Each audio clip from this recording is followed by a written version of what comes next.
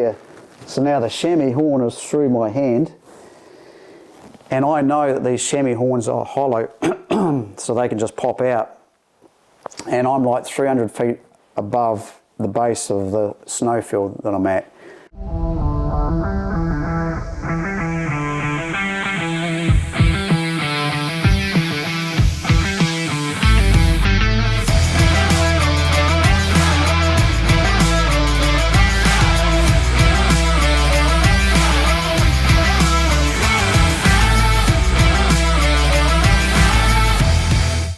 All right, welcome back, folks. New location for part 2 with Mr. Shane Johnston Of New Zealand.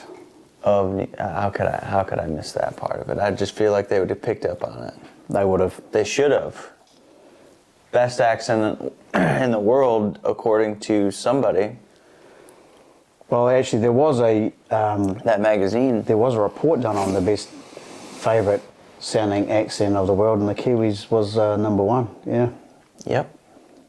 In any case, we're going to roll into part 2 of this episode. Yep. And where did we finish off last night? I think we were. I'd actually got to Australia. Yep. And I'd finished the diving on the farm. And then all the divers were getting together. Well, you were just you had just finished diving on the farm, and that boat was coming through, checking in on you guys, right?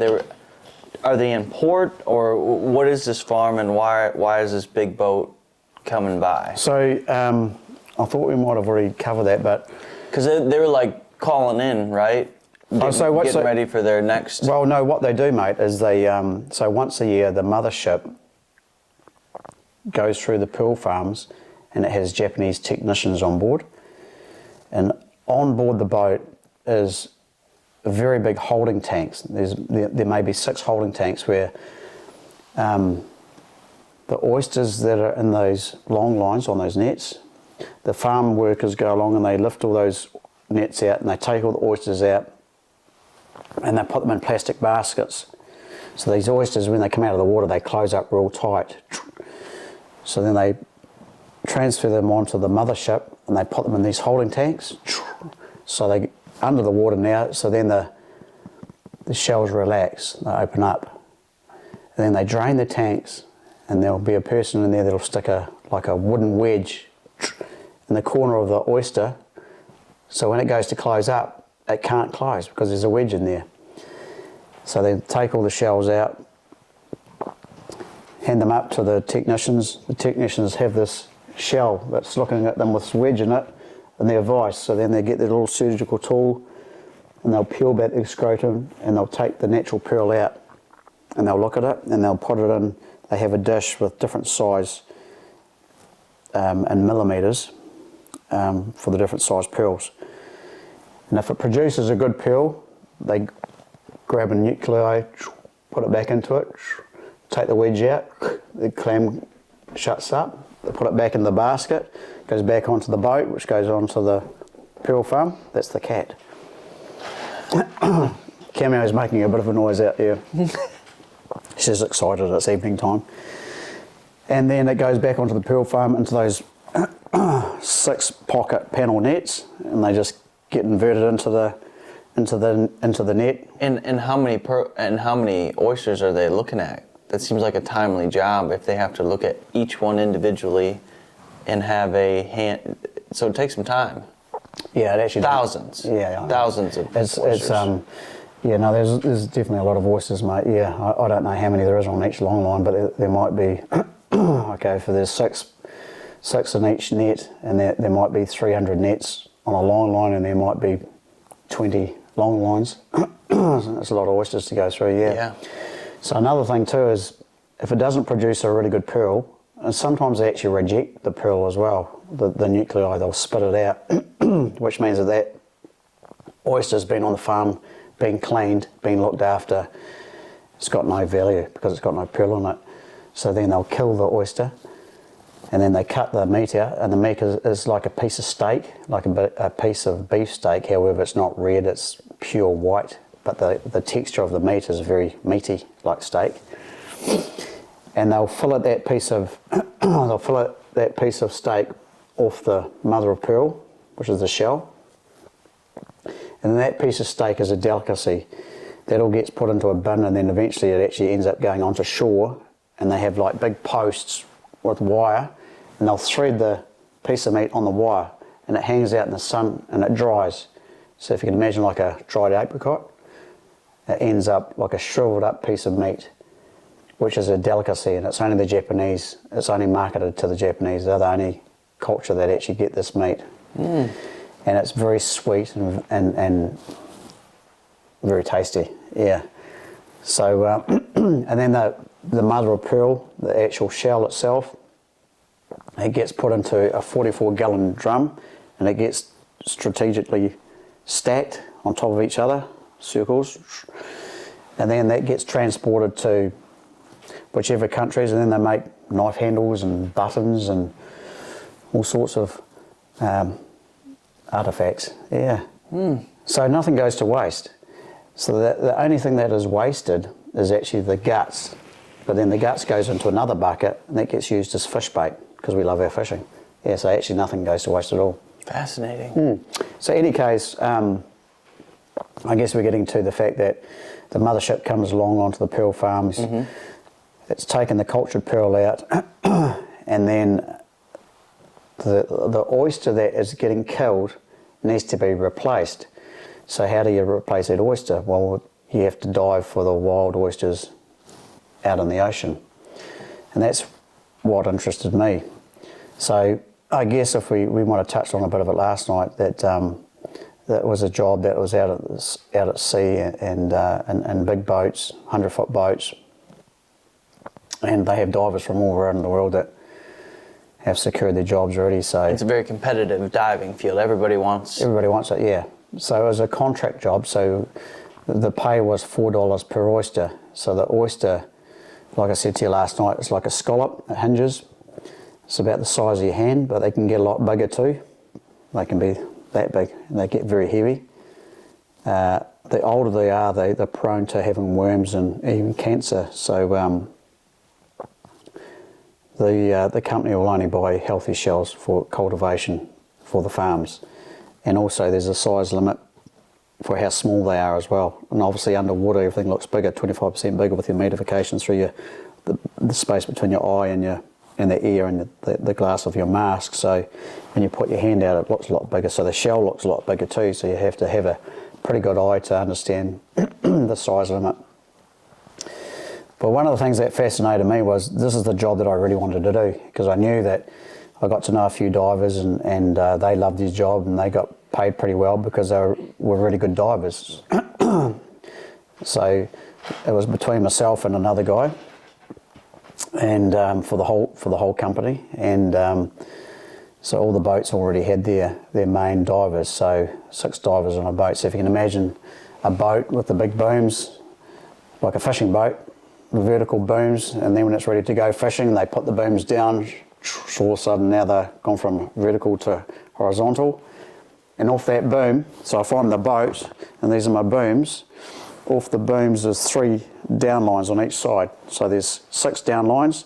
That down line comes down into the water, sits just off the bottom, and it's a big lead weight, and there's a deckhand that can control the height and the lowering of the down weight, because you have different depths. Then off that lead weight is a rope, which is a work line, so you're holding onto that work line, and the boat's doing like 2 knots through the water. So we're under the water holding onto this work line, and we've got like a bag around our neck and you're holding onto your work line and you're looking for the oysters. Now sometimes the visibility is you can see all the divers and beyond. It's incredible. Some other days it's like that's all you can see. So it's just the difference of different weather, different currents, different tides and different times of the season. So you're getting towed, you're pretty much getting towed under the water. So we're in snorkel gear with a weight belt, and it's attached. We've got an air hose which is attached to our weight belt through to our regulator, and the air hose goes to a compressor on the boat, so it's called hooker diving, Hookah. And we have a little pony bottle, which is spare air on our back, just in case something should go untoward with our air, so we can actually get to the surface. Any case, very, very excited to have the opportunity to get to become a pearl diver, and knowing in advance that I had this opportunity, I trained for it. I did a lot of swimming and a lot of running, and of course diving for the oysters on the pearl farms was a good advantage, because obviously a lot of the oysters during lots of very adverse weather and even cyclones would fall out or get tipped out of the nets, and they'd be on the bottom where you had to go around and sort of pick them up. So you ended up getting a bit of a knife while they looked like, because once the sand's covering the bottom, they still have to feed like anything. So those oysters will open up, and sometimes you just see the lips, and they can be facing any which way. So that's why you always had to be looking in front, to the side, and even behind you, because sometimes you'd see them and you'd swim over and pick them up. So anyway, the first day I was on this boat. Are you tethered onto your work line? No. That's dragging you? No, you're not tethered onto anything. So your air hose is to a compressor, yeah, and then it's just you hanging on to your work line. So you're hanging on, and you're getting towed along the So how do you let go of your work line to go grab it? No, ideally. So you always have an arm on it? You do, yeah. Ideally, one-handed. Ideally, you've always got it. So when I'm seeing a shell over here, I'm swimming over, but I'm not letting go of because this is my life source, really. Yeah. I'm not letting that go. But I'll get into that in a little bit more detail soon, right. Yeah. So when the dive season was open and all the boats went out, and it's like any fishing, you know, it's the opening of the fishing season. So everyone's out there to try and get the best catch of the day, and everything's on a quota system as well, so for the season. So being a contract diver, the company would pay us $4 an oyster, and so I'll never get my first dive. The main crew was in, and then it was time for myself and this other guy to jump in the water.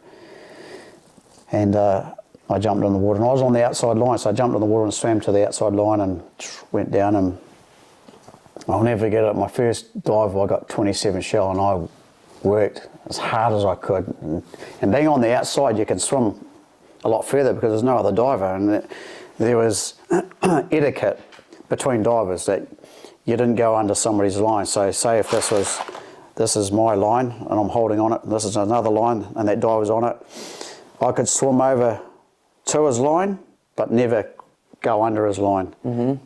You know, it was taboo to do that, so you had to respect that, and there's certainly some incidents that I could talk about later, but in any case, it's $4. Did they tell you? Did anyone tell you, or you just kind of picked up on, hey? No, it was definitely just the way it was. You were definitely educated on it before you first jumped in the water. Don't ever go into anyone else's line. That's their territory, you know. That's your space, and that's your space, but don't go there and don't go there. Yep. So anything behind, or if he's left something behind you, you know, too bad, he's already missed it, you know. Mm-hmm. 27 shell is what I got, and you generally get more than what they account for, but they'll chuck things at that is too old or too wormy or too small. So most of the other divers were getting 12s and 18s, and there might have been a 21, and I was 27. So a couple of the guys said, "Oh man, there must have been a lot of shell out your way." So oh, yeah, I picked up what I seen, you know. So then they popped me in the middle, and then I got 21, and they got 13s and 14s and 18s, you know. So out of the whole boat, I'd actually done very well, and they thought, "Oh man, this guy's either got it going on or he's been lucky," which can happen. It's fishing, you know. Right. So I did 2 dives, and then the next guy, between me and this other guy, he jumped in the water, and unfortunately for him, he forgot to hold his mask on when he jumped in, and his mask come off, and long story short, I ended up getting the job. So I was put on a boat, and I did that for 10 years, become a head diver, run the boat, and had lots of interesting experiences, good, bad, and indifferent. I will say I made pretty good money because it's pretty much set me up with what I'm doing now, Yeah, enabled me to come back to New Zealand and buy my own house freehold, and being a seasonal job, it suited me to a T.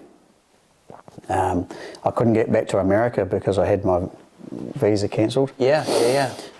From being in Alaska. So I always had the travel bug, so ended up going through to Europe and Canada skiing. I love my skiing, love my snow sports, so that's what I was doing in the off-season, yeah.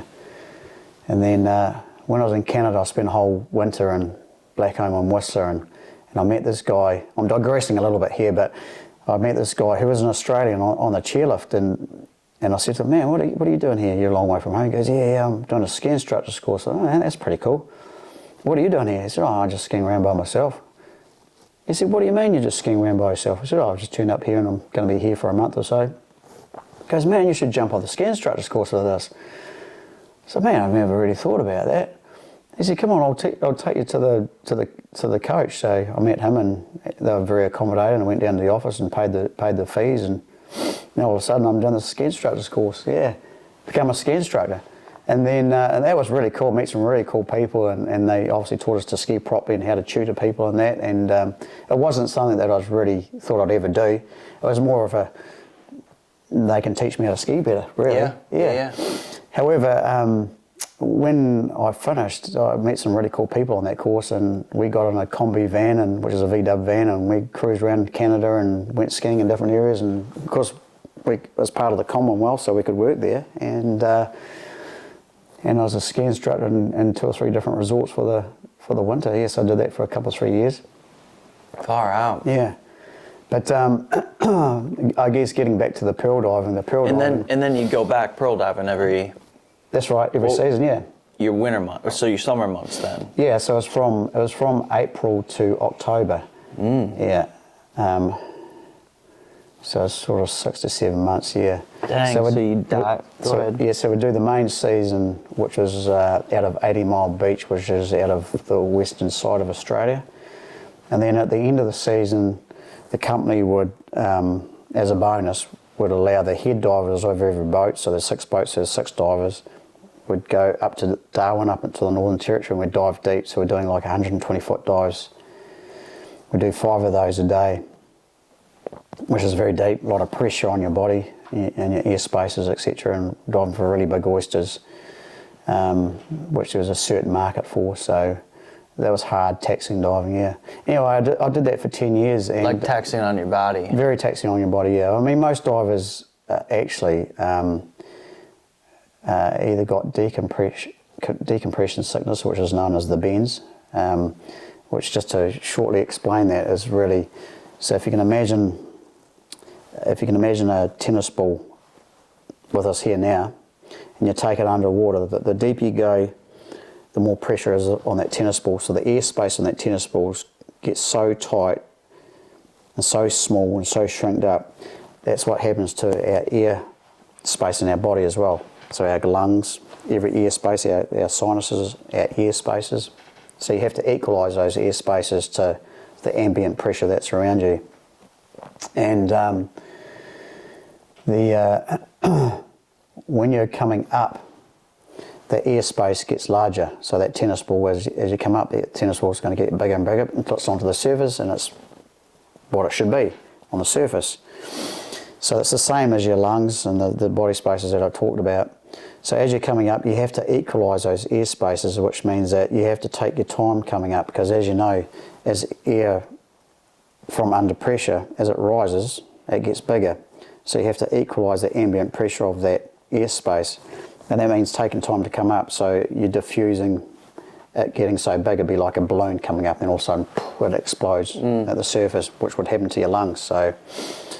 So we would decompression dive, which means that at 9 metres, which is 30 feet, we'd come up from whatever our depth is, and we get to 9 metres, and we take out our regulator, because we're breathing pure air in our regulator, which is what we're breathing on the surface, which is what we're breathing underwater.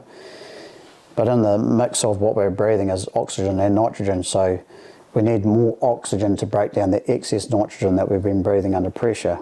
So then we put the oxygen regulator in, and we hang off at 30 feet, for a period of time after every dive to break down that excess nitrogen in our blood system, because those nitrogen bubbles, as we're coming up, they're getting bigger in our bloodstream. So why do you need nitrogen? Well, why can't you just breathe No, pure oxygen down there? No. So underwater, we're breathing compressed air, which is the air that we're breathing now. But because we're under pressure, there's an 80-20, 80% nitrogen, 20% oxygen mix on what we're breathing naturally here now. Oh. Yeah. So when you're under pressure, those numbers change. So to come back up, there's an excess buildup of nitrogen. Gotcha, So okay. to break down that excess nitrogen, we need more oxygen. So to breed 100% oxygen means we're going to diffuse all those air bubbles in our system. And so if you can imagine like the air bubble that's running through my blood capillaries, and if I'm coming up to the surface, those little bubbles are getting bigger and bigger, then all of a sudden they get to a corner of my body, like my elbow or my shoulder or my knee or my hip, and it can't go any further because it gets trapped because I'm coming up, the bubbles got bigger and bigger, it can't go through my vessel.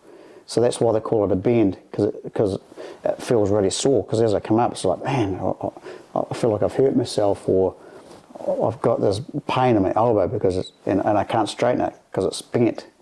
So that's what they call a bend, which is known as decompression sickness. I hope that makes sense without getting too scientific about it. But I think that was very well done explanation, because you could die if you don't treat decompression sickness. yeah, it can actually go to Your heart. goes to here, mate. Or your brain. And kaboom, she's all over. Yeah. Yeah, that's the worst. That's the worst case of decompression sickness. You know, if you're coming up from the bottom of the ocean really, really quickly, the air spaces in your body cannot break down. They block areas, and they have to escape somewhere, so something has to give. Yeah. So it's the oxygen that breaks it down, or going back down under pressure to make those bubbles smaller, but we can't live underwater. Right. Yeah, we have to make them small, break them down before we actually start coming back up again. Yeah. So I guess where I was going with that was really diving deep up in Darwin, really. Yeah, so a lot of guys, in fact most divers actually ended up getting The bends from that deep diving. That's right. It may not even be deep diving. What was it like diving versus, because I felt like we've just heard a ton of information from, because we just started, right? You got chosen, you got your spot on the boat that you worked so hard to get. Yeah. And if people weren't listening yesterday, I mean, what a story getting to that point. And then to hear that you finally got a shot at Yeah. it. Now you're on the boat and you've excelled, you've done really well. Now you're running a boat. And that's why now you're one of the 6 that get to dive. That's right, yeah. And even in the crew of 60 divers, most of the divers in their time of being a peril diver would have had a bend or decompression sickness, nitrogen narcosis, stung by jellyfish, shark incidents, whale incidents, turtles, poisonous snakes. Yeah, there's all sorts of things that live under the water. Like what happened with whales? So there's lots of stories, mate. But so the whales, if you can imagine diving under the water, and you've got an air hose that goes up. It's got a big loop in it, up on the surface. Then it makes its way back to the boat, which is where the compressor is. So when you're diving through the ocean, we're just like a fish, so is the whale. And he's doing his thing, so when they come up and breach, sometimes they get the hose wrapped around them. So you can imagine what that does to us. Also, we get ripped off our work line, and we're getting towed. So a couple of guys have had decompression sickness pretty bad from because it got ripped up. Such a rapid ascent. Yeah, they haven't been able to let go because the air hose is attached to their regulator, which is how they get in the air, and the whale just keeps swimming and the boat keeps moving. So you got 2 opposing forces and you got a guy in the middle. Yeah, so that happened a couple of times. Another guy got taken out by a tiger shark. Tiger shark are quite an aggressive feeding shark, and snakes were another trouble. He just came up and got smoked? Was it off your boat or somewhere? No, it was actually a guy on a pearl farm. He was doing the cleaning of the shell and come along and eating all the oysters and got a hold of the guy and turned him into into bait. Yeah. And those snakes, they're red, yellow. Lots of different colours, but there's one called a bandy band, which is a black and white, like a zebra coloured snake, just a small snake. But on your mask, you have like a reflection, and the snakes used to come at your mask and hit you right in your face. And if they didn't get you in the face, in your face or in your mask, because that's what they're going for, because they can see themselves thinking that it's another snake. and we tried to keep all our skin that would naturally be exposed covered up. So gloves, wetsuit, hoodie, mask, and your regulator, but you'd always have this exposed skin here. So we used to create what we used to call it a stinger guard. So we put like a neoprene mask through our regulator and Velcro it to our hood. And then sometimes we'd have another one over the top of our hood, because if you can imagine this is the boat, and then the head diver would have a magnetic signal on our hose, so we could send Morse code signal up to the deckhand so he can tell the skipper, okay, for example, 3 might be turned around because we're onto some really good shell. So the boat turns around. So when you're on the outside of the boat, you're going really, really fast because you're up higher. You're on the outside. On the inside, you got a slow turn, but on the outside, you're holding on for dear life sometimes, and you're going like this. And of course, your mask is starting to peel back your forehead. And then sometimes your stinger guard will get ripped off, and then your hoodie's getting air underneath it. Then all of a sudden, whack, you get whacked by a bloody poisonous jellyfish. And the worst one was not the box jellyfish, but a little jellyfish called an irrigangi. Really hard to see. But I tell you what, I got hit by them 3 times in my dive career. And it feels like you've just been sliced with a knife. Not that I've ever been sliced with a knife other than little knife cuts, but it's like a razor blade going through you. You know, sometimes it'd be like your wetsuit here through your wrists, peeling back, you know, or here, you know, that coming off.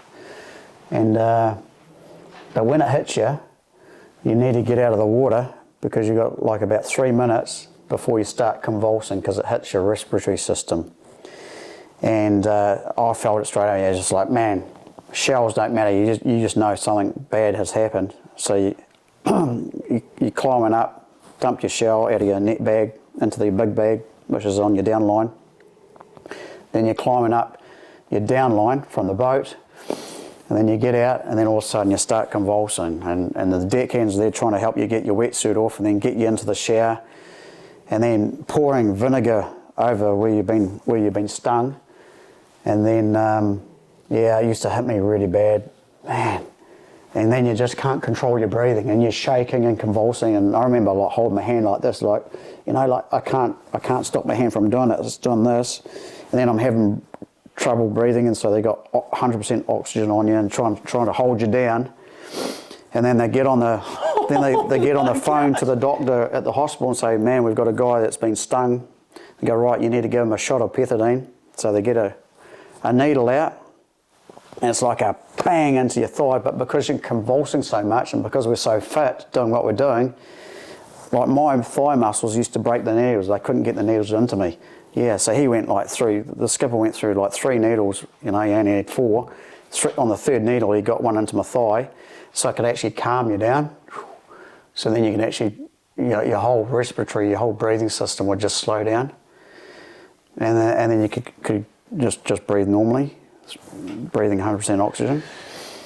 And then you eventually go to sleep, and then you're buggered for like 2-3 days. Wow. Your body is absolutely exhausted from the amount of trauma that you've been through from resisting the poison from the jellyfish, yeah.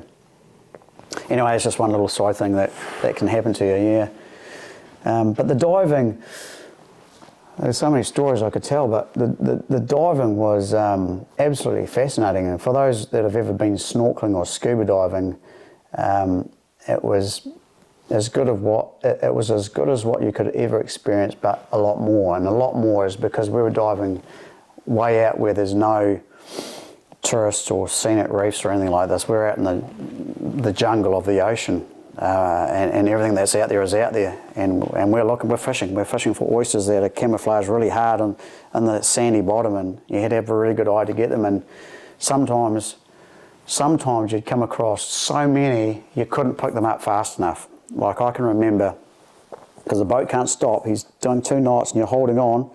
Sometimes I just used to let the rope just run through my legs, and I'd be just like flat out picking them up, because your basket gets so full, and then you got to grab your line, and then you got to pull yourself up your work line because you got a big bag at your down weight.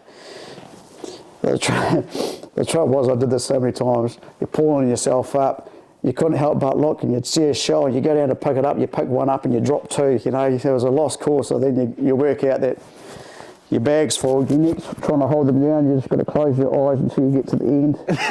And then you swim up, you take your bag off, and you dump your neck bag into your big bag, and then as you're doing it all, you can't help but see all the shell, so you put your net bag and you're diving straight down it. So sometimes I just used to let my work line go, because when I was a head diver I could slow the boat down.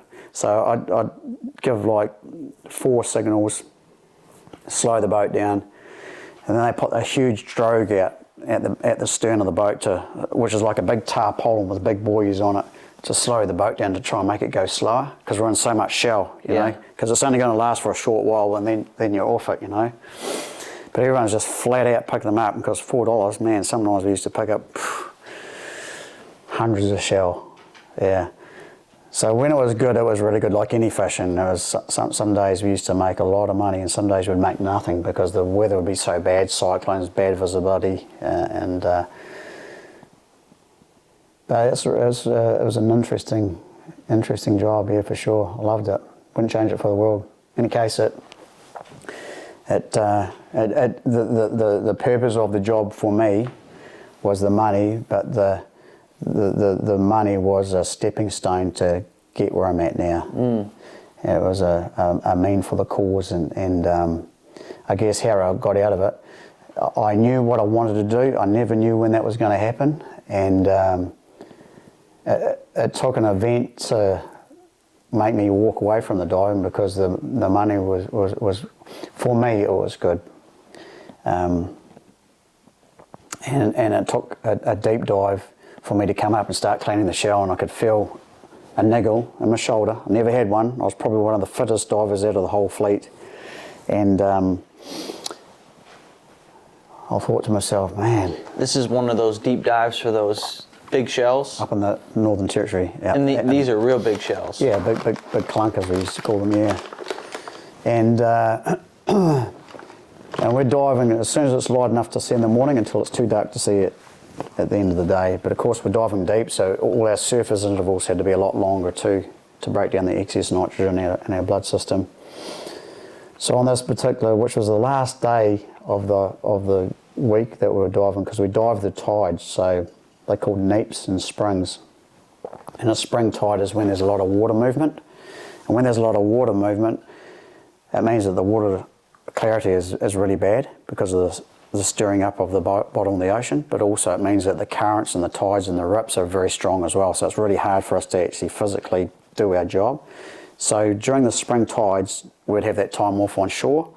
So we pretty much partied, and we're young fellas with a bit of money that we like to spend on great things. But I was pretty tight-fisted because I knew what my reason for being here, even though I still enjoyed myself, don't get me wrong, but I put most of it away too. So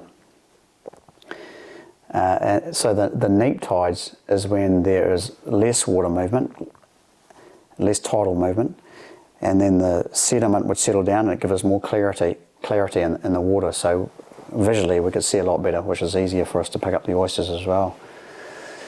And this particular dive was the last day. The niggle in the shoulder, I said, nah, we had 2 more dives to do, so I jumped in, did another dive. Of course, under pressure, that little air bubble that I was telling you about earlier on at the surface, underwater, there's hardly an air bubble. But when you come back up to the surface, it gets bigger. And of course it come up, as soon as I'm back up on the surface again, I'm cleaning the shell, I could feel it again, I thought, man, I've got a niggle. So I went and told the skipper, I said, man, I think I've got a niggle. He goes, righto, Johnston, you know what you need to do? I said, yeah, I do. So I jump in, and so I go down to 9 metres, I'm on oxygen, all by myself, and I'm there for 3 hours, swimming through the ocean, or getting towed through the ocean in the complete dark. So it gave me 3 hours to think about the rest of my life. You can't see anything. Pure dark. So you just sitting there holding on to the line? Yep, just breathing oxygen, yeah. Just 3 hours? Yeah, 3 hours, yeah. And so I'm just going through the motions in my head about, okay, this is unfortunate. It's happened to everyone else except me. I'm the last one that's ever happened to.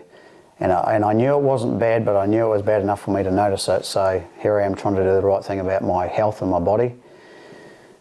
But it was a turning point in my next life, I suppose, and that was like, this is my last dive. This is my last dive for a pearl oyster, the pearl company.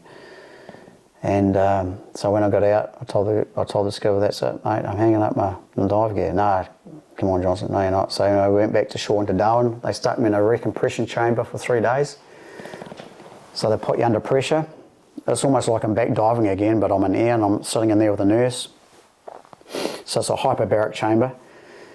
And because you're under pressure, like my voice now is like, hello, it's me. So what do you sound like? And the nurse. Is it big? Is it a big room? Yeah, it's almost like a submarine. That's what it looks like. It's a hyperbaric chamber. It's a cylindrical. Did it feel weird being in it? No, it's just like you're sitting. You couldn't even tell? Oh no, you could tell, right? No, we're sitting in here and it's like a big steel tube with lots of buttons and taps and the nurse and I were laughing at each other because we were both talking like this. Yeah. So I was in and out there for 3 days just to break all down the excess nitrogen in my whole system and then I went back to the head office on the 3rd day. They said, right, we've got this whole course that we want you to do. We know that you've had this dive incident, but it happens to most, and you've had a really good run, and we want to put you through your skipper's course. We want you to be a skipper, to run one of the boats. And I said, well, that's really nice, thanks very much, but I'm not interested. Oh, no, this is what most guys do. No. I said, I know what I want to do, and I'm heading back to New Zealand. You guys have been really good for me. I've really enjoyed my time, and it's been an awesome journey. But I've got a journey in front of me that I need to get close to, and I know what that needs to be, and I need to get back to the mountains of New Zealand. So, see you later. So I was out of Australia, back to New Zealand, and it's like, man, here I am. Bought a house, bought a jet boat. Still couldn't get back to America. So I knew I had like a couple more years before I could get to America. So then I was lying in bed one day thinking, what am I going to call my business? I knew I could hunt, I knew I could fish, I knew I could scuba dive, and I knew I could ski. So I was a dive instructor, I was a ski instructor, I was a fishing guide, and I was a hunting guide. So it can't be anything that's derivative to hunting or fishing or diving or skiing. What could it be? So then I come up with this name. I just woke up and it was just right there in my brain. New Zealand 4 Seasons Guiding. That was the name of my business. Yeah, so that's how it started up. 4 Seasons Guiding. Guiding 4 seasons of the year. If I can make a living out of taking people diving and skiing and fishing and hunting, that's me for the future. And here I am. Yeah, what a dream. Yeah. So then I started going to Canada and Australia for marketing. Also a bit of New Zealand. But I really knew my market, my strong market, was the safari industry in the United States of America. And then... how did you know? How did you know I knew that you needed to go to Australia and Canada for marketing? Like who? Well, it's not like I knew that I needed to do that. I knew I had to go somewhere to try and get clients. Yeah. Because New Zealanders weren't my clients, because the New Zealand way is we can do it all ourselves. Why would I pay someone to do it? Right. Australia was a bit like that too. Canada, not so much. So I tried to find fishing and hunting shows, outdoor events, to go and put up a New Zealand booth and say, hey, come and see me, this is what I do and this is what I can do for you, and just go and have a great time, you know. And I did get a few clients. It certainly wasn't what I was hoping for, but it certainly wasn't anything like where we're at now. So once I got the green ticket on getting into America, it was a very nervous process actually, because I could get a visa to get in, but it was up to the customs and immigration at my port of entry, which was Los Angeles at that time, was for them to accept or deny my access. Because on the form it always asks, have you ever been expedited or deported from a country? So I had to be very careful about how I answered that. Yeah. So how'd you answer it? I'll put it this way, I was a little bit nervous. Yeah. And they were cool? Well, I was trying to be cool. Yeah, naturally. Yeah. Sort of a bit like the movies, isn't it? You know? Yeah. Are they going to let them in or are they not going to let them in? Because I thought, man, when they bring up my passport number, because I had a new passport and I made sure I got a new passport, because as you remember in the last episode I talked about my passport getting taken off me, and they put a vivid line cancelled through the American visa, but they also cut the corners off every page of my passport. So I naturally, when I got back to New Zealand, said I've lost my passport or I can't find it or something. So I got a new passport with a new passport number. It had no vivid lines through it, no corners cut off it. So then when I went to America, I thought, God, please, if there's ever a guy, you got to let me in, please, give me a chance. I'm not a bad person, I just had a bit of a bad run and maybe I was a little bit sneaky, but I wasn't being bad to anyone or ripping off any system at all. They asked me the questions, I told them the answers that they wanted to hear, and they stamped me in. I was good to go. That was a huge relief. Now you're in. I'm in America, yeah. And then I went to my first show. I could imagine sweating going up to the counter. Oh my gosh, yeah. So the first show I went to was Safari Club International in Las Vegas, and I didn't have a booth there because I honestly didn't realise I'd even get into America, but I was like a guinea pig. I went into the show not knowing anything, but I was absolutely gobsmacked at how huge it was, and the amount of countries that were represented, the amount of animals that you could hunt all around the world, the amount of different types of guns and clothing and art and clothes. I mean, it just blew my mind. It really was. And I knew, walking around, talking to people that I was meeting, this is where I need to be. So I put in an exhibitor application, and fortunately I was able to get in the following year, and I did the same with Dallas Safari Club and the Wild Sheep Foundation and Houston Safari Club and Rocky Mountain Elk Foundation and Mule Deer Foundation. So I tried to do as many shows as I could, not knowing anything about marketing or advertising, or I thought if I can just go to these shows, because I can see people are going to these shows and they're buying product and they're buying trips and they're buying international destination outfitting trips. And I thought, man, if I can set up a nice booth representing New Zealand, nobody knows me because I've hardly taken anybody from here. I'm just going to have to try and wing it, you know. And that's pretty much what I did. I really did. And some of my very first clients spent a lot of money with me. And to this day, some of my very best friends. And this is going back 28 years ago. Yeah. And the journey from, you know, right from my raw days of understanding people's expectations and knowing how we do things in New Zealand is completely different, because I guess it's a subject on its own, is all the regulation that there is for hunting in America, with seasons and limits and tags and licenses and the fees, whereas in New Zealand we don't have anything such as what I've just mentioned, because all the animals that have come into New Zealand were brought in for the gentry for sport hunting, so they're not naturally from New Zealand, and we have no predators in New Zealand, we have no limits, we have no seasons, and anybody can go out and hunt whatever they like, pretty much. However, what I did learn was, which was really important, was people like to be successful. New Zealand hunting is very difficult, it's very tough. There's a lot of hunters that are very good hunters in New Zealand, so it would be foolish of me to take an American hunter out onto public land to try and shoot a world-class animal when New Zealand hunters can go out there any day, any time and shoot whatever they like. Mm-hmm. So I knew that I had to hunt on with my American clients and my other overseas clients in a managed private land to give them the quality experience that they deserved and the quality of animal that they were expecting, and in a short time frame too, and at times multiple animals.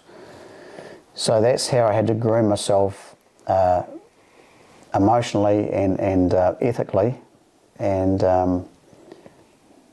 then ended up getting leases on different properties, which most of them were fenced areas, because that's how we have to hunt in New Zealand. By law, that's the only way you can hunt as a managed animal, is it has to be in a fenced area. I mean, how else would you hunt a managed animal, you know? Well, there's nothing else, there's no game management in New Zealand. Right. Other than your own land. Yeah. So.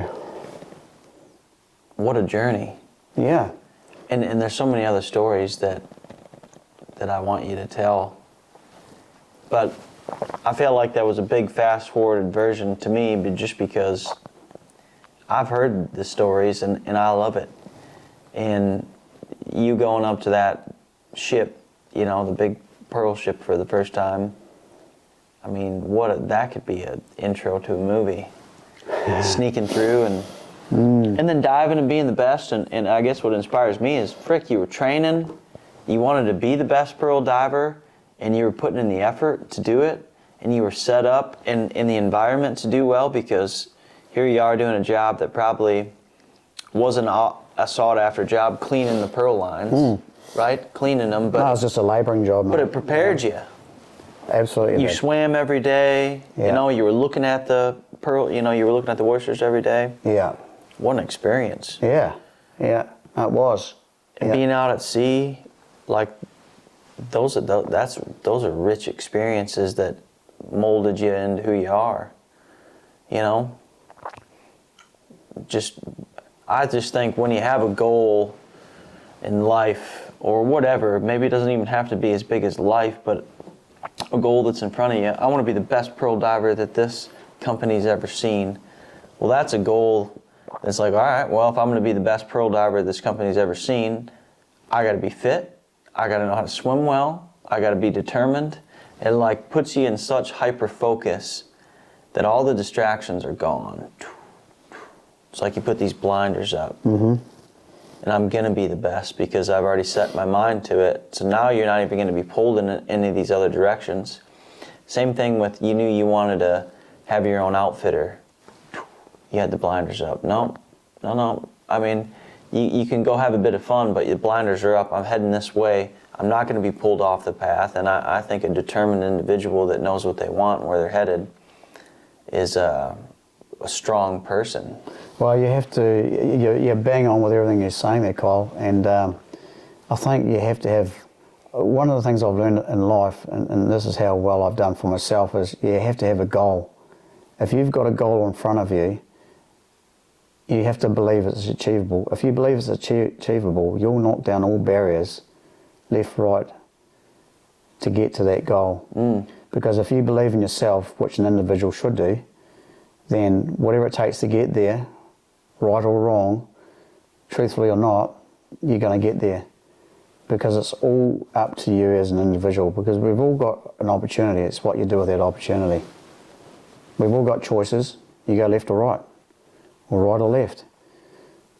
But you follow your nose, which is what I've done, and believe in yourself and just chase it. Dreams are achievable. A dream becomes reality because you make it happen. It's not going to be given to you. It's not going to be easy. It's going to be a journey.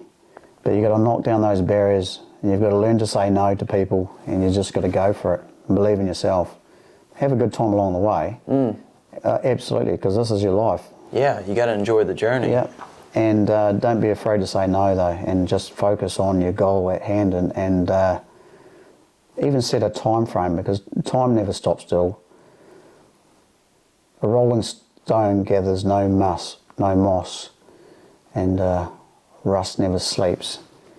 So you must stretch out and chase and hunt to succeed. Yeah, just go for it. So that's my little 2 cents worth for you people out there that are thinking about what you want to do next. Just break down your barriers, just go for it. That's a softball-sized gold nugget that you just got out of the stream that you were panning for. And the stream is this video and audio you're listening to. There you go. That's a big old golden nugget. 100% agree with that.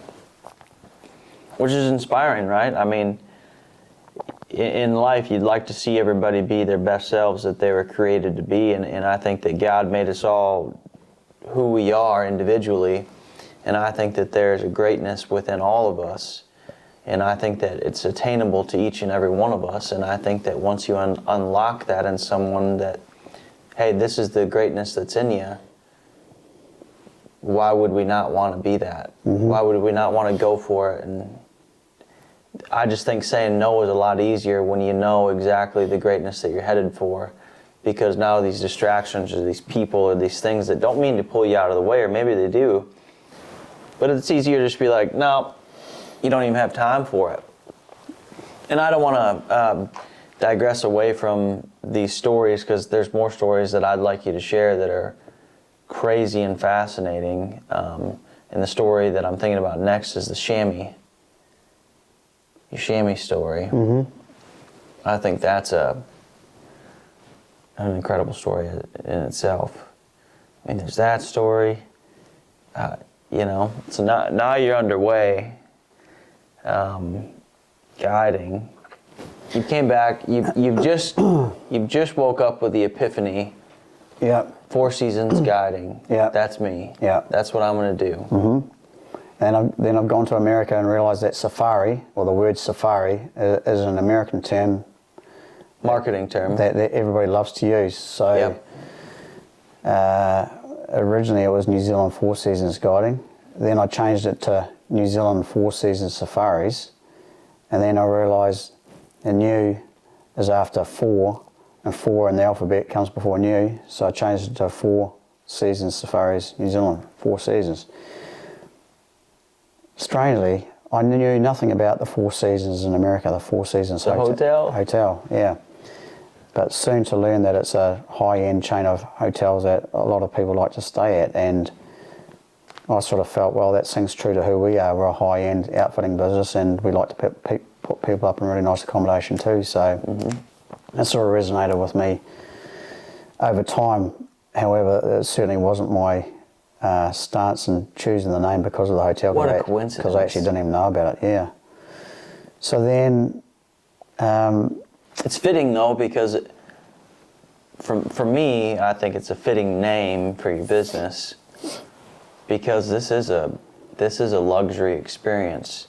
And not to mention that, I mean, we do some rugged stuff. That's kind of just who we are. And I know people that are listening and watching they don't know us all that personally, who we are, but I think through these stories and just listening to us talk, they can get an idea that we're not afraid to be a little bit rugged, and that you do offer the rugged experience. I mean, think about chatting with the guy, hearing about what your guide's out there doing right now. Yeah, exactly. He's having a rugged experience. He is, yeah. Which is awesome. Yeah, we're pumped up for him. We'd love to do that stuff. Oh, yeah, that's right.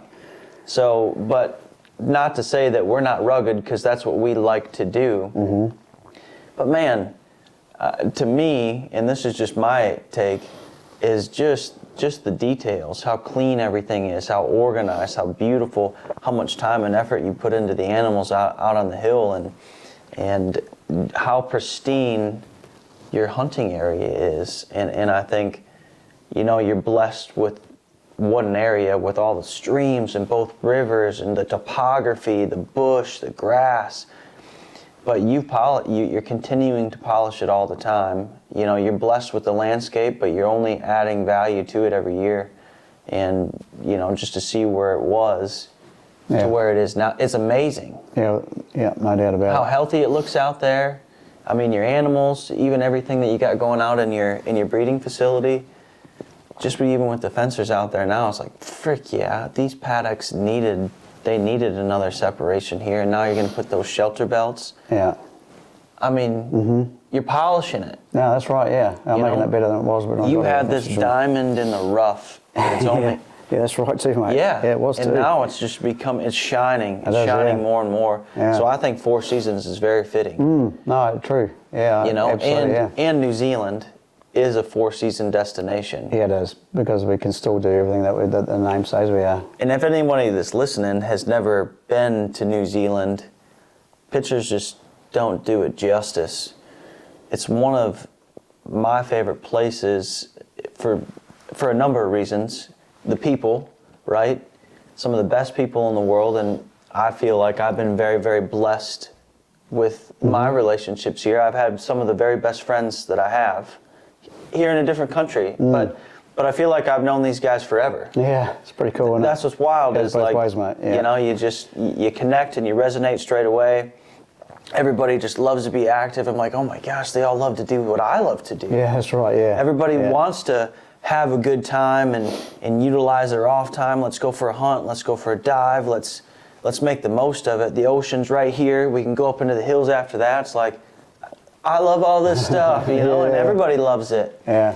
And everybody just wants to laugh and have a good time. And then for you, you want to laugh and have a great time, but also you're very, you take care of your stuff.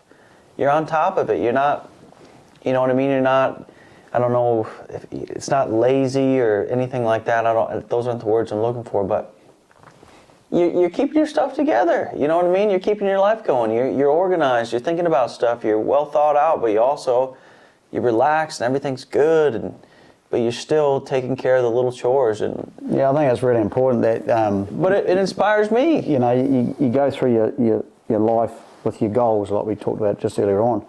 But it's really important to enjoy the journey and enjoy the people that are around you too, because otherwise it just becomes work, and work becomes a chore sometimes. So sometimes you got to go look at it sideways and go, well, man, you got to sort of smell the roses that are actually growing in front of you before they actually start blooming sometimes, So, but there's so much that we can talk about. I mean, Well, there really is. just how clean it is. I'm inspired how well you keep the place, that somebody could easily say, for an example, the other night, we had a fallow deer, right? We just got done cleaning them up. We're down at the skinning shack, and we got the freezer right there. We know we're going to kill another animal the next day, but it's so clean down there, and we hose it down after every time we use it. It's like, no, I know it's a 10, 12 minute drive to go take care of this, but I'm going to do it. Yeah, that's right. Because that's what we do. It's just the way that it is. That's right, yeah. It's not a thought of, I'll just do it tomorrow. It's like, no, that's not even a thought. No, you just take care of it right now. Yeah. And for me, I think there's something really satisfying about living that lifestyle of, there is no tomorrow. It's no, I'm going to do it right now. To me, it's satisfying to be on top of your stuff. Yeah. That way you're rolling tomorrow, you're clean, you're fresh. You don't have yesterday lingering on you. Mm-hmm. That's right. I love it. But anyway, you got to tell the story of the chamois. But there's a lot of stories before then. What would you like to tell? What's something that's hitting your mind right now? Well, it's more to the point. It's like there's a lot of things that were stepping stones before that experience too. Yeah. Yeah, and I guess to step on that actual story, we're going to come to very quickly. But before we get there, if we can just go back to buying the house in Christchurch and starting the business, and now I'm starting to get leases on different places to hunt with my clients. Mm-hmm. I'm starting to do the marketing overseas. I'm fast realising that I need to put my clients somewhere nice. Where are they going to stay? I'm always putting them in really nice hotels and nice B&Bs, but I really needed to find a lodge. And I had a fly fishing client from Australia that he would book me lots during this fishing season, and he bought this little lodge in a little township called Methven, and it's called Powder House Country Lodge.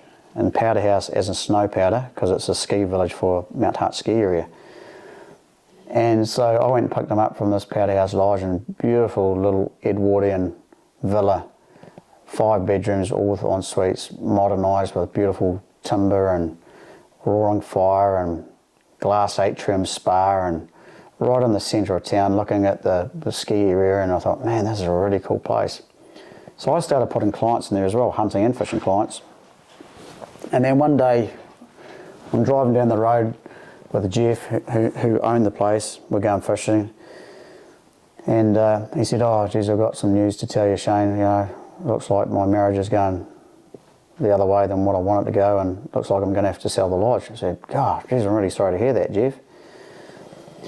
"Ah, that's really sad, mate." "Oh, well, that's the way that life goes sometimes. It's the hand that you've been dealt." So, well, I know we're putting people up in your lodge, and I know that you're probably going to end up selling that, so I guess this gives me an opportunity to say to you that if you ever do sell it, I could possibly be interested. And he turns around to me and he said, "Would you be?" I said, "Look, I'm just hypothetically saying, yeah, possibly, but you never know. You know, if you do end up selling it, I'd be surprised if you do sell it, Jeff, but if you had to, yeah, I'd like to think that I'd get a nudge on it, you know." 2 weeks later, he's back in Australia, and he rings me up and goes, "Oh, how serious were you when you said about..." I said, "No, I was serious, mate, but I wasn't under the inclination that would ever happen." He goes, "No, it is. It's happening.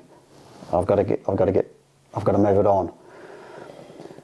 He said, I went, "Oh my gosh." He said, "Look, I can come over and we can do a value." I said, "No, you don't need to come over, Jeff, from Australia." I said, "We'll just get an independent valuer. They can do it, and what it's worth is what it's worth." Anyway, I bought the lodge. Beautiful place. I went, "Oh my gosh, things are going really good. Now I've got this lodge, I'm going to put all my clients in there." Never did I realise how much work was involved in running a lodge. Oh my gosh. The cleaning, the cooking, the hosting. I wanted to be out there taking people fishing and hunting. I don't want to be back there serving meals and doing the dinner and setting the fire and making the beds and doing the turnovers and putting the heaters on and checking the water in the spa and making sure it's the right temperature and putting the liquids in. And it's just like, oh my gosh, I really had no idea how much was involved with it. But I certainly do now. So in any case, we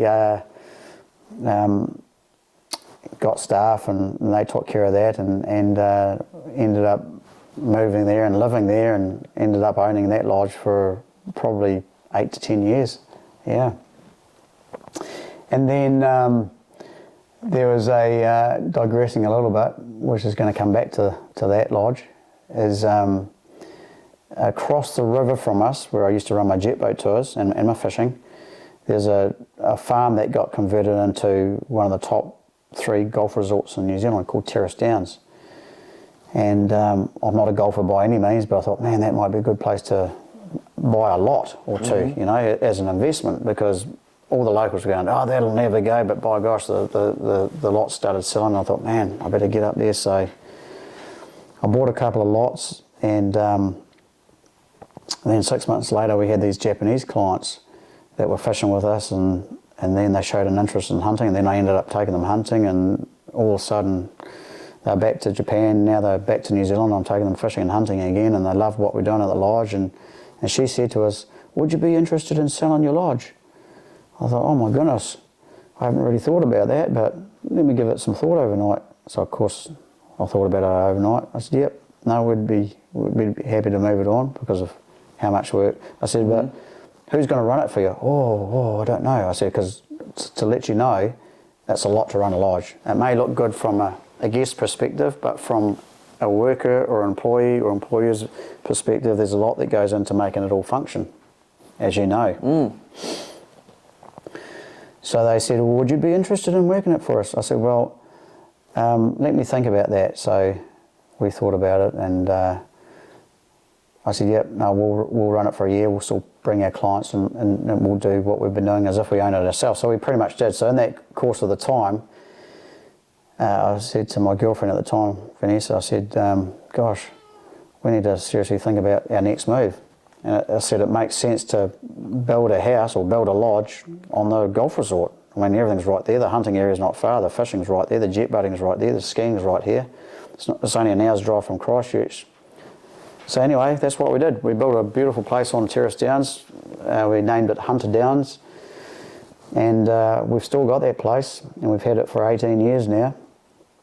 And in that time, great memories. Had a son. He's now 14. He was born on the bathroom floor of that place upstairs. Believe it or not. Yeah. Yeah, I had to almost cut the umbilical cord myself. I had my skinning knife out there and had all Serious? No, seriously, yeah. My girlfriend turned into my wife, Vanessa, and we had this beautiful baby boy named Sam. Yeah.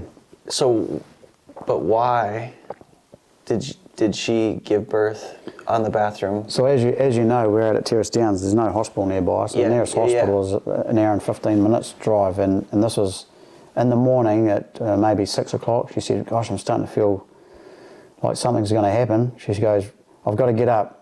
I said, righto, well, what can I do to help you? She goes, well, I need to make these muffins. I said, what do you need to make muffins for? She goes, because I know if I have this baby, you know, I've got to feed people and we just want to make sure. Oh my God. Well, you know Vanessa, you know, yeah. She's like that. So she's down there making these muffins and I'm upstairs doing whatever I was doing, and then she yells out at me and I go down and she goes, oh, I think my water's about to break. I go, what? She goes, yeah, I think it's about to break. Oh my gosh. You got to get those muffins in the oven. Oh no. So anyway, so I take her upstairs and I said, oh, just lie down in your bed. She goes, no, I can't, I'm too uncomfortable. I've got to go sideways and all sort of stuff. She goes, oh God, I think I'm going to have it. So I think, geez, I've got to call the midwife. So I called the midwife and she's like 40 minutes away. I said, look, I think Vanessa's going to have it. She goes, really? She's a little bit early. I said, I think she's going to have it. She goes, oh, you need to get yourself ready. I said, yep, I'm all good. Don't worry, it's all good. But turn up when you can. Sure enough, I'm down there. So I get into the bathroom and I put some plastic sheets and some tarpaulins down, and I had a couple of pillows there and some towels, and I got my cleanest knife, got it all cleaned up and boiled up and sharpened up, and I thought, oh, this is it. She's going to have a baby. I'm going to have to deliver this kid, you know. So she's on the floor and she's oohing and ahhing, you know. I thought, God, it's going to come. It's going to come next month. The midwife turned up, I guess fortunately, really. And as soon as she turned up, here he comes. Because he got popped out, and little fella he looked like a raisin. He was all purple and no noise, nothing. I thought, shit, he's all right. So she gives him a tap on the back and he coughs and he's all right. So he's all good. And I cut the umbilical cord with the proper snitzers and that. And you got to pinch them off, right? That's right. Both yeah, sides. You do, yeah. So that was quite the experience. But in any case, that's getting back to the lodge. It was a 5-bedroom, beautiful lodge. Still, how amazing is that? Yeah, it was, yeah. So that's where our son was born, and Sam the Safari Man, yeah. Bigger, stronger, faster than any other man. Yeah. He's 14 going on 21 now though, by jeez. Yeah. So in that time that I was there, and Kyle wants me to tell the shammy story. Oh, you can get to it eventually because this is all really good stuff. Yeah, I don't want to race through all this. Well, this is good. The shammy story is one of many stories, but yeah, I guess in the time that we had this place, I started up a jet boat business called Discovery Jet, which we named and had 2 boats running on the Rakai River up in the Rakai Gorge, and it was a good little business. It was sort of a hand in glove because a lot of clients wanted to know what else they could do other than the hunting and fishing, so we used to take them for jet boat spins up the river, which is more of a scenic thrill ride, I suppose you would say. Yeah, great fishing too, trout and salmon. But in any case, I moved that business on to one of my drivers because it sort of it took up a lot more time than what I really warranted it. So it was good to move that on. So then I could concentrate on the hunting. And then one of my very good friends, one of my closest friends, bought a property down south and wanted me to go and hunt there. So I said, well, I've already got arrangements. It was where I was at. And anyway, we went through the process and I ended up hunting there for, gosh, almost 20 years, I suppose. A place called Stravon, a great place, and lots of wallabies, great night hunting.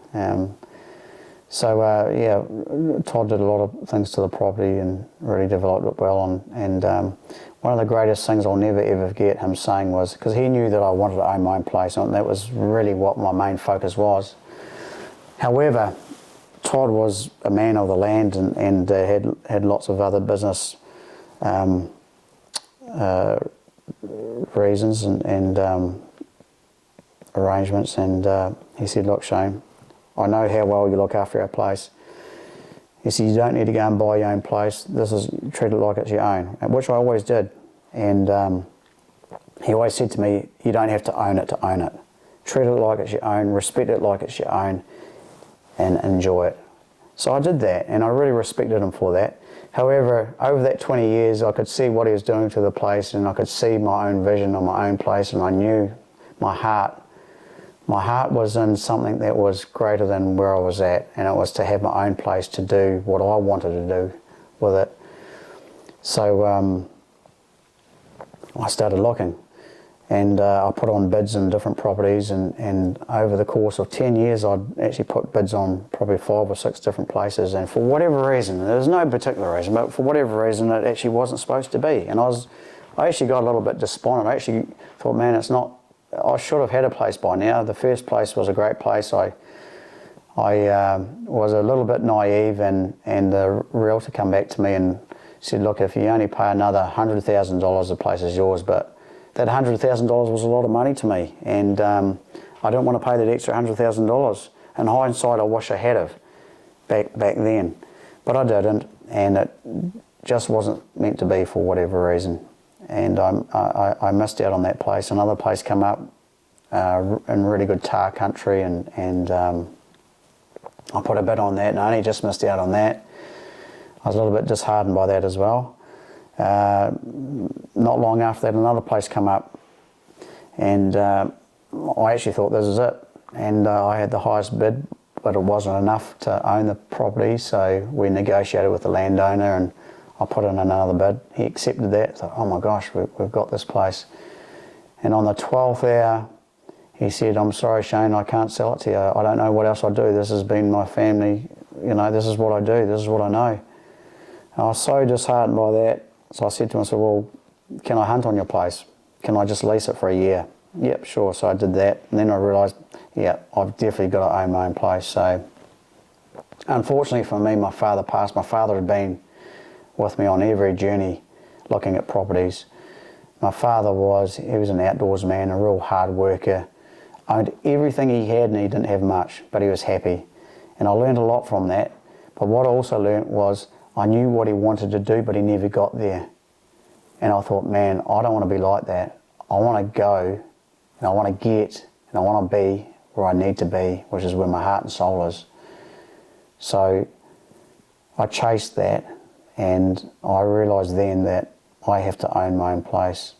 And when he passed, obviously, naturally, it was very upsetting. It was very sudden. It was a brain aneurysm. In fact, he was supposed to take my son Sam out possuming, trapping for the whole week way up in the mountains. And he suddenly passed on. He'd only been with me 2 days prior looking at another place. So after a month to 6 weeks of getting over my father's passing, who was like my best mate. He really was. He was a great man, represented New Zealand in shearing sheep, that is. And he was just a hard worker. Cole got to know my dad really well. And we all miss him dearly actually. But I had to get back into my own groove of my own life, and I thought, man, I need to start looking at properties, even though my mind was on other things. I knew I had to become active again. So I started looking online on my computer, and bang, straight away, here was this place, and there was an aerial shot looking down onto this property that we're sitting on right now. There was all these big hills, all these towering mountains behind it, all these 2 beautiful rivers in the Pacific Ocean right there. 15 minutes from a township named Kaikoura, which is where the biggest whale watching enterprise is in New Zealand. Great sea fishing, great hunting all around us. 2 hours from the international airport of Christchurch. And I'm going, oh my gosh, that looks like me. I knew straight away. So I get a hold of the realtor. I said, look, I want to come and have a look at that place tomorrow. He goes, no, you don't want to come and have a look tomorrow. It's pouring down with rain. It's going to be really hard to see. You're not going to get around the property. I said, well, I want to come and see the property when it's wet, so I'm coming up. So I come up and had a look at it, and I knew straight away. He said, oh, would you like to have a look at the house and the sheds and the implements? I said, no, I just want to get out on the hill. because it was the land that I was interested in. All I wanted was my own piece of land. I could create everything else, but I needed to have the nucleus of what the property was about, and that was the land. The hills, the gullies, the trees, the rivers. I've seen it all, and I knew straight away, this is it. This is what I've been waiting for. I still don't know why it took so long. I still question that. However, I do believe good things come to those who wait, and for whatever reason was that I didn't get those other properties was because this property was available at the right time for me. And here we are, we're sitting on it right now. The property was, its original official name is Sawyer's Downs, and my son has renamed it as Back Ridge Estate, which is quite fitting really, because there's a main ridge that goes right up behind us, all the way up to the big mountains, and it's what we call the Back Ridge. So, and it's an estate because we've fenced it. We've got rid of all the wild stuff that was naturally here because the genetics went so good. And we have introduced the very best of what you can get in all of New Zealand right here for all the species that we've got. And as Kyle's touched on earlier on, we've done a lot to this place since we've been here, and I've created what my vision is. I knew when I first drove to this place, I could see things that I didn't like, but I could see beyond that, and I could see the land and the vistas and the natural lay of the land for hunting, with all the big gullies and draws and all the massive timber valleys and all the big open terraces and open faces and meadows. It just breathed hunting. So, and that's where we're sitting right now. Very lucky. Yeah. Hope you get to come and see it. Come and share it with us. Yeah. Yeah, it really is. What a special place and a journey to get to it. It just wasn't ready for you. And then until it was. Here it is. Here we are sitting here. Yeah. Yeah.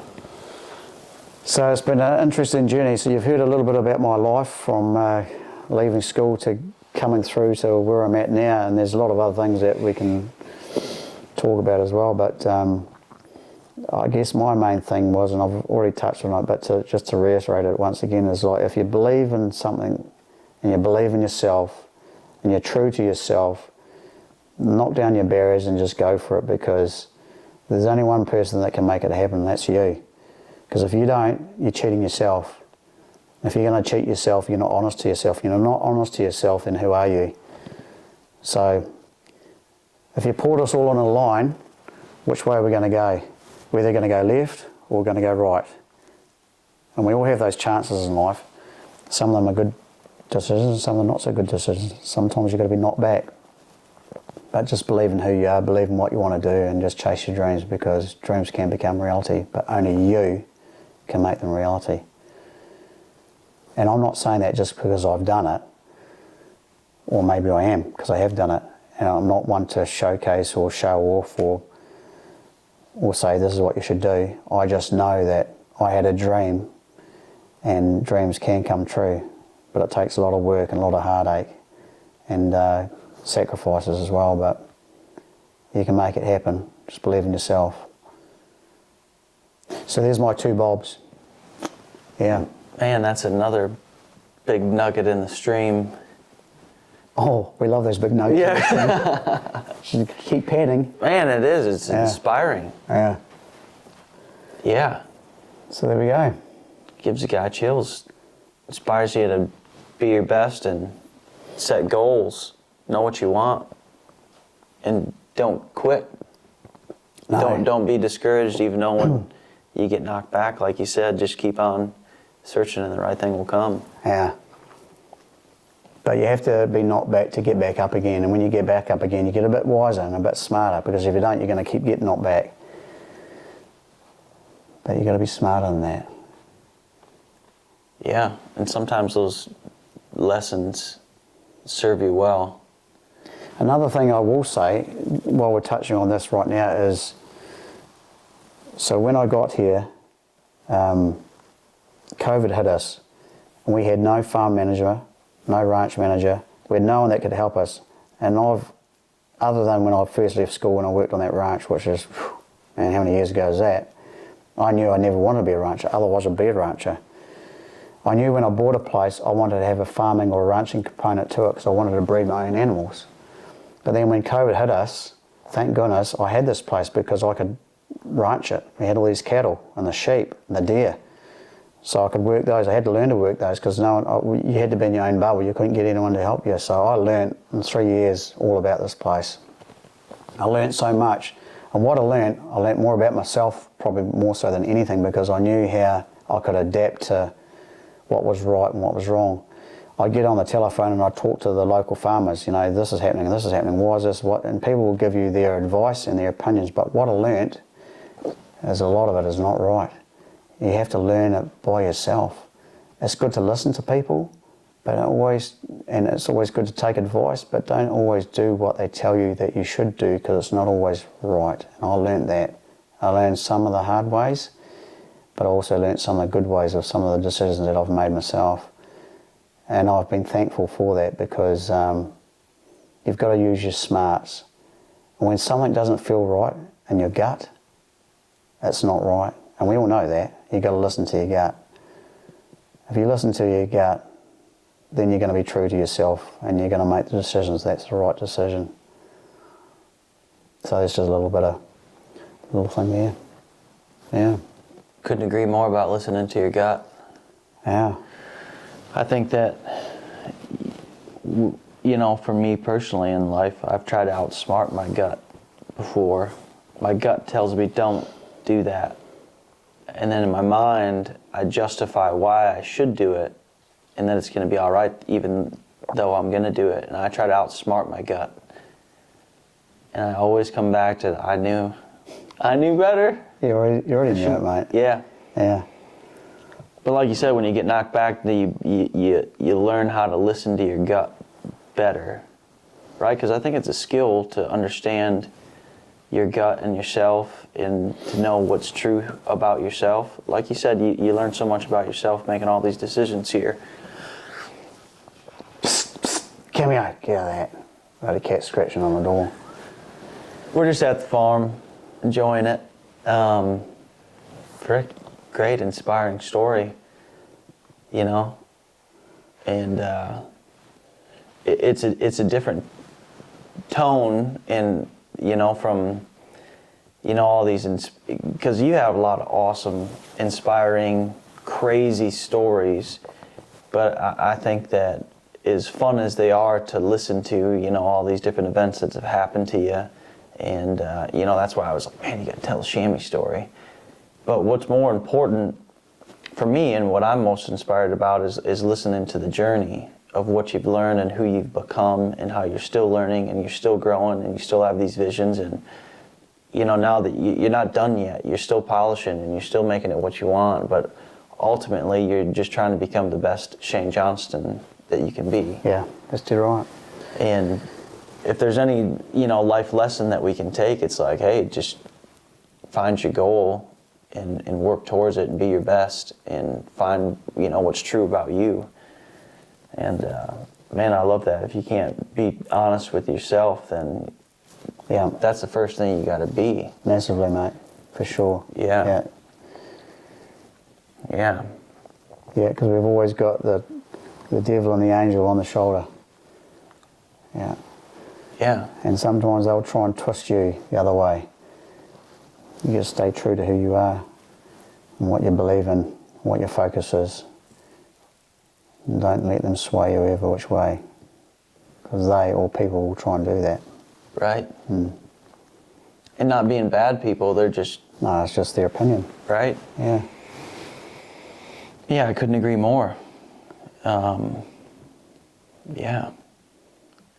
So I think that's a good place that we could end it at, but I think that we should end them with the final story that we've touched on that I think is something that's wild. So we hunt with helicopters here sometimes in the mountains, and it's more of a taxi ride for us. And they take us up there and they drop us off in the middle of the animals, and we do a hunt. So it allows people that would never ever be able to get to these heights to be able to enjoy the experience of hunting these alpine animals. And it's very, very exciting from a guiding perspective, because it's just a high adrenaline. You got to have all your wits about you, and you're seeing some of the most beautiful country all day long, and your adrenaline's just peaked. So to me, from a guiding thing, I love it because of how hyper-focused and all the procedures that you got to go through in your mind. You got to be on point when you're looking after people up there.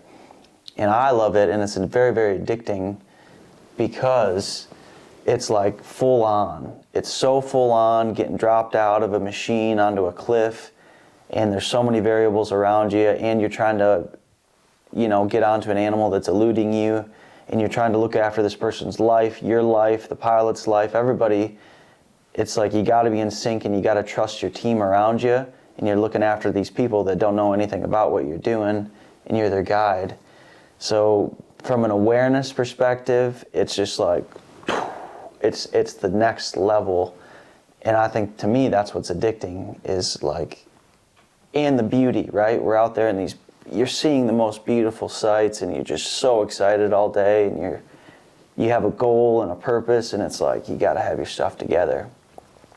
So these machines, once we've shot animals, we'll radio them, once the hunt's over, we'll radio them to come back in. And a lot of times you can't get the animal into the pod, right? There's a little pod on the skid, and a lot of times we can just throw an animal into the pod, and then that's what hauls them off for us. Sometimes you have to use a short line, and you hook it to the hook underneath the machine.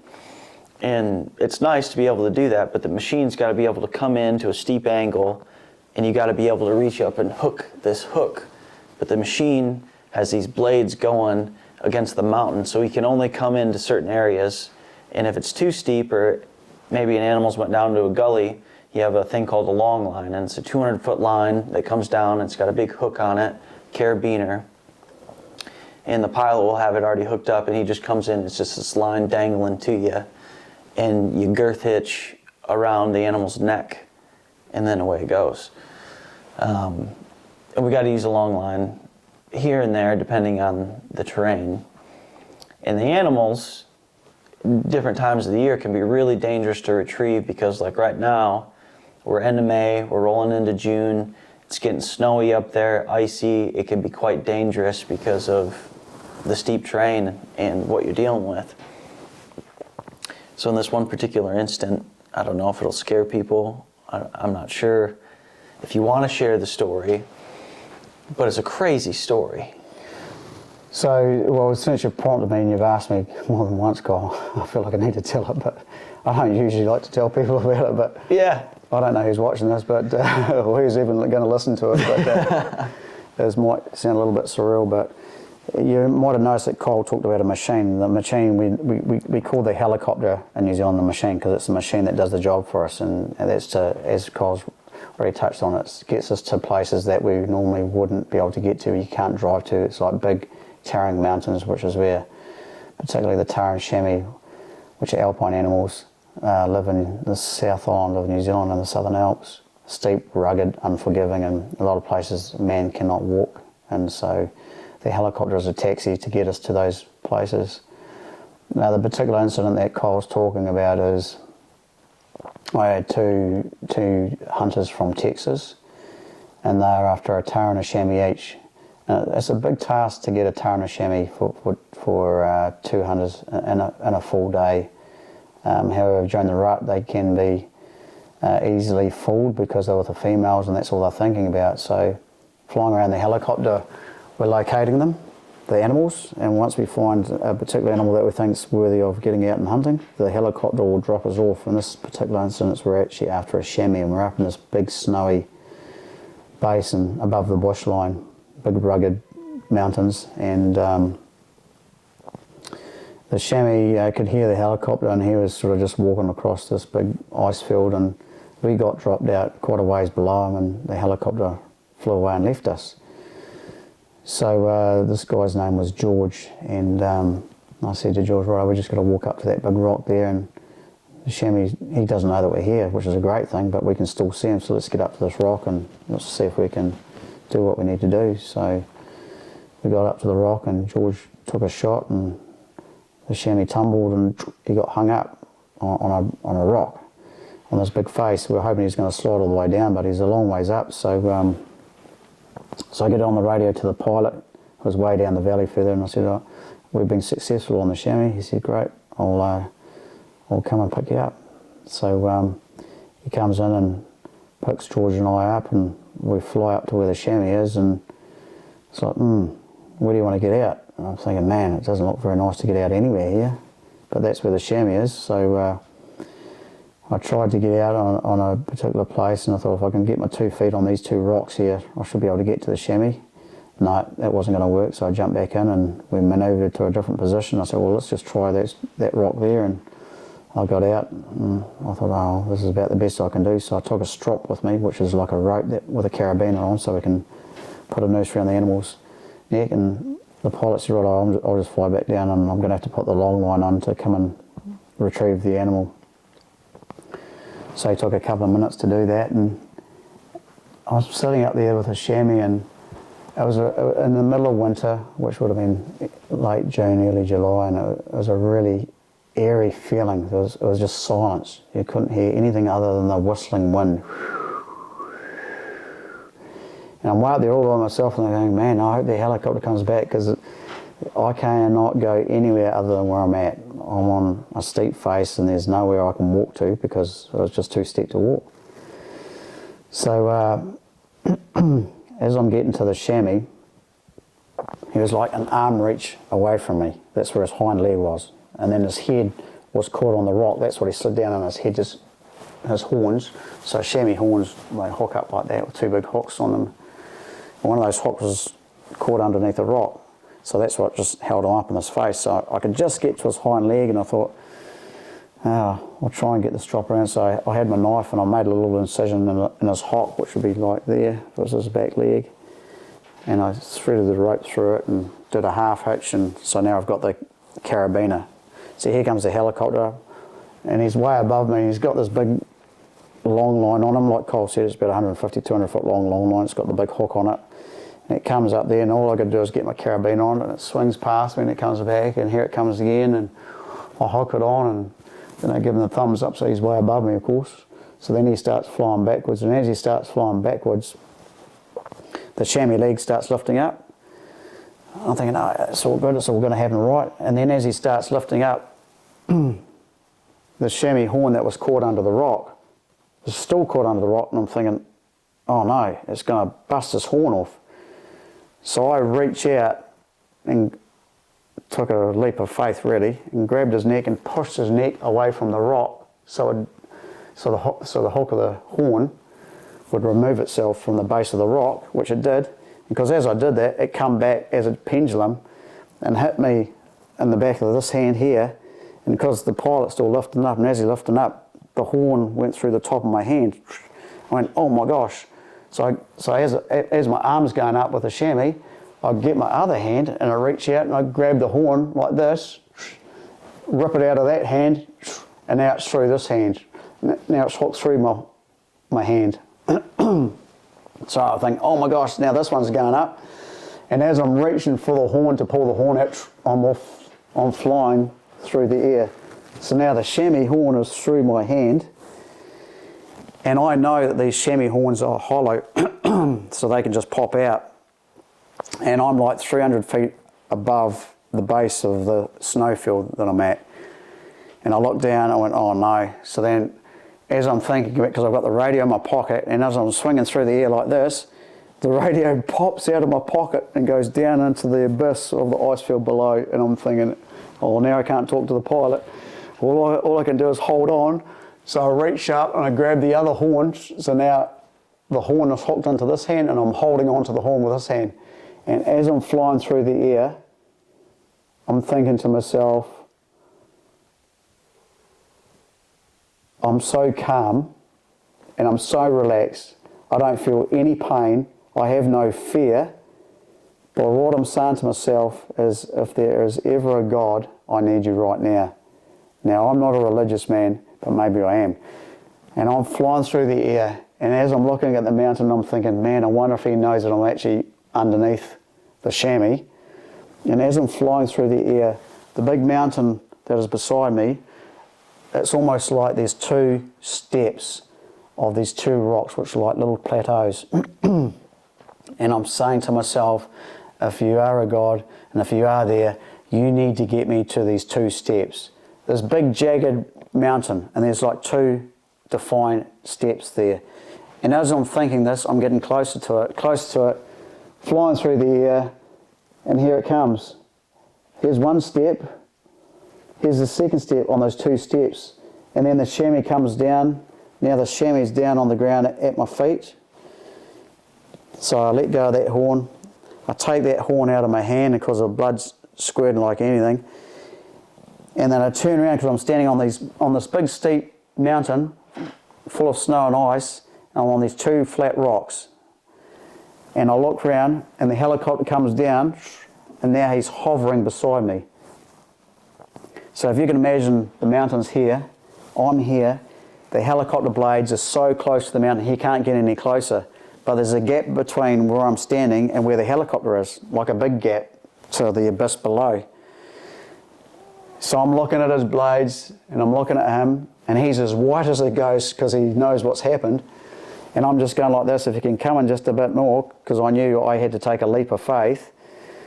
And as he comes in, he just sits there and he just nods, this is as far as I can go. And I look up, and his blades are like that far from the rocks. So then I jumped, and as I'm jumping, I jump and I grab he had a pod or a cage on the side, so I jumped, grabbed a hold of that and grabbed a hold of the door at the same time. So now I'm standing on the skid, so a helicopter has a skid that goes onto the ground. And I open up the door, and I'm having trouble opening up the door because I've got blood on my hand that keeps sliding off the door handle because the machine's doing this. So I open up the door and I jump in there, and I close the door, and he goes, "Are you okay?" I said, "Yep." So I'm holding on to my hands because they're both bleeding, this one out the top and this one out the bottom. And I'm holding them like this. And we did this incredible corkscrew dive down in the helicopter that went so fast, all the way down the valley floor to this creek that's in the bottom. And as we're flying down, I said, those hunters didn't see that, did they? He goes, "No, I dropped them down there further, so there's no way they would have seen that." I said, "Okay, thank goodness for that." And I had my wife with me, Vanessa, as well. So I thought, thank goodness I didn't see that. So we get down, and we get out, we go down to the stream. He brings his first aid kit, and of course, he looks at my hands, and they're big open wounds, and you can see the tendons in my hand. And so anyway, he bandages both my hands up. I said, "Hey, look, in my backpack, in the top of my backpack, there's a zip there, and I've got a set of gloves. Grab the gloves, and I can put my gloves on so no one sees the bandages." "Oh, it's a good idea." So he asked me to stick my hands into these gloves. I said, "Man, I've got my feelings, so that's really good." He said, "Okay, cool." He said, "Right, man, we've got to go back, pick Vanessa and the clients up. We've got to get you to a hospital." I said, No, you don't." He goes, No, I do." He said, "No, you don't, mate." I said, "Mate, all we got to do is get one more chamois, and then we can get back to town, and then we'll sort that out." He goes, "Are you crazy, man?" I said, "No." I said, "Look, I'm full of adrenaline. I can feel it. I know. I don't feel the pain. Everything's working, man."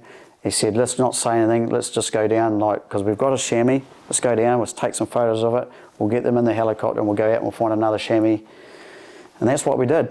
Down and took the photos.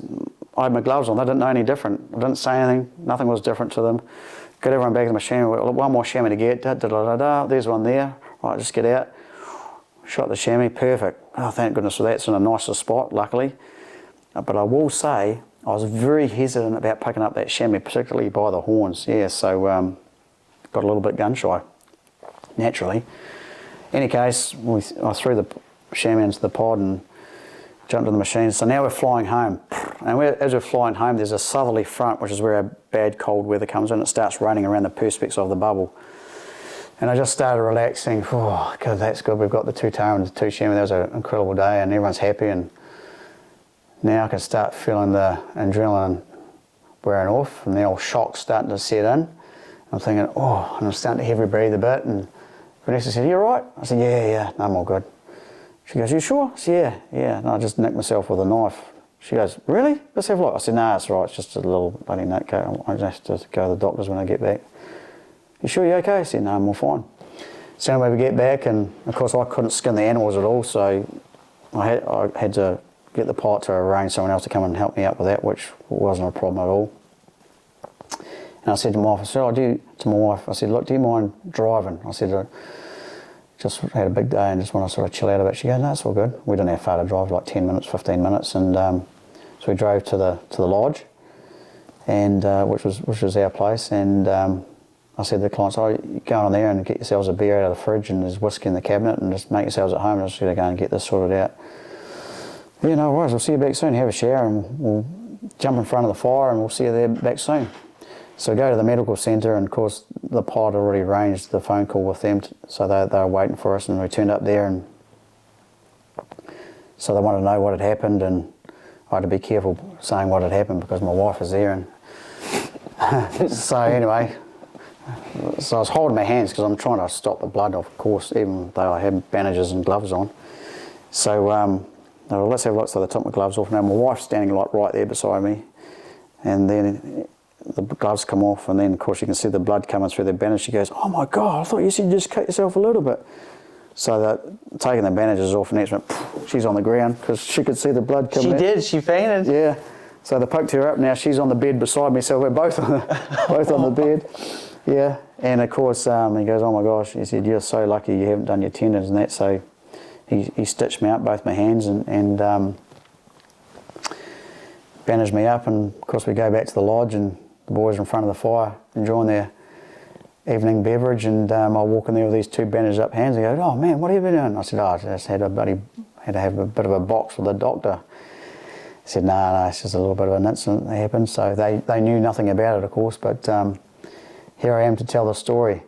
And so what I learned about that was a lot of things, obviously, but it's a story that I don't really share with too many people, because I can't believe I'm even sharing with everybody that's watching or listening to this, but it's one of the things that we actually go through. One of the risks of what we do, we're trying to do the best by our hunters and our clients, and sometimes we put ourselves in situations that a lot of people don't even realise that we're putting ourselves in, just to try and get them their animal for them to be successful. And we do go above and beyond what probably a lot of other people would normally do, but we want to see people successful and happy, and sometimes at the detriment of our own health and maybe well-being at times too. So, but what I learned about that was, and of course all my guides now know the story, and I drummed into them that whatever you do, it's important that we try and lift the head of the animal out first, because that's the piece that's going to hook you, rather than the piece that's at the bottom. But in this situation, I could only get to his leg to put the strop around, and of course it was caught under a rock, and I reached out to let it, because I don't want to see the horns bust off. You're thinking that you're doing the right thing, but it could have cost me my life, like that. If those horns had pulled out, because it's just a shell, I would have fallen to my death, and I knew that, and I guess that's why I felt so relaxed when I'm flying through the air, and I had time to think about it and digest it all, because I had no pain, no fear, and I honestly thought, I'm on my way, this is the end of my time. But it wasn't meant to be, and I wasn't meant to go for whatever reason, and here I am telling the story of such. So there you go, there's the story of the shammy, a mountain antelope in the Southern Alps of New Zealand. So there you go, Kyle. I love the story, and for me, or anybody listening, or even just like you tell the story to your guides, it makes me a better decision maker to hear things like that, stories like that, and I know, it's an intense story, and it's, I know you don't like to tell a lot of stories about yourself, but I love to hear them, because even for me, I'm learning as I'm listening. Sure, of course, yeah. When I'm in those situations, or we have an animal, it's like, hey, look, how big of a risk is it if we take this animal here? It's not worth it. No animal's worth your life, and you're always running that through your mind, like, hey, look, it's tiger country. We're just we're moving on to the next one. There'll always be another animal. That's right. Yeah. Or like in that situation when it's getting lifted out, you know in that moment when an animal's getting lifted, you still got to be super cautious of that. A rock's getting blown down on you, like that's right. you're having your wits about you that this is dangerous, and I have to be cautious of the dangers around me. Not fearful of the dangers, but respectful of what's around me. Bang on. Yeah, know your environment. So to me, these stories are super helpful to make me a better guide and decision maker or anything else in life. If I'm, whenever I get into these situations, to hear that, I feel more empowered to make a more well-rounded decision that's going to set me up for success later. And that's how I take it. No, that's right. Absolutely, mate. Yeah. And I think it's just an amazing story. Holy cow. Yeah, it is. It is. It's And like a huge blessing to be like, all right, God, if you're here, I need you. I need you now.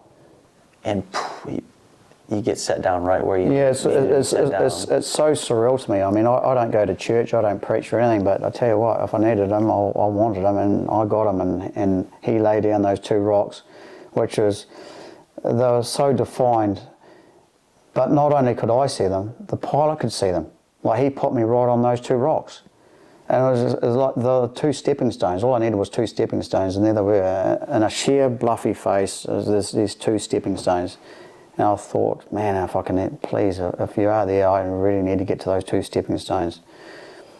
And I did, and here I am telling the story about it, which is still surreal, to be honest. Yeah, very, very lucky, very, very blessed, and very fortunate to be able to go through that and actually educate people on that as well.